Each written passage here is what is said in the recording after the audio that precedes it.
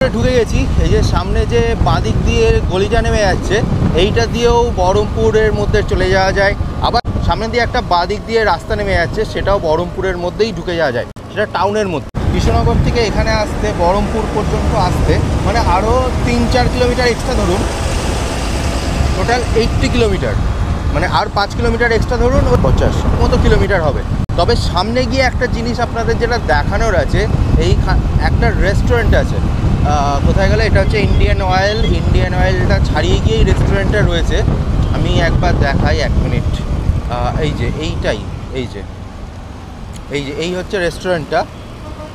আমি আমার একবার একটা ভাইয়ের সাথে এসেছিলাম, হ্যাঁ, তখন রেস্টুরেন্টটা হয়তো নতুন নতুন খুলেছিল, তো ভালো ছিল, মোটামুটি ভালোই। কিন্তু আর একবার আমার একটা বন্ধুকে নিয়ে এসেছিলাম, এত নোংরা ছিল না, তা কি বলবো, মানে ওখানে বসে খেতেই পারলাম না। মানে সিটের ওপর ভাত পড়ে, পরিষ্কার করেনি সেটা দেখেই মনে হচ্ছে যে আগের দিনের বা তার আগের দিনের ওখানে কেউ বসে না, ধুলো হয়ে রয়েছে, এতটাই নোংরা ব্রো।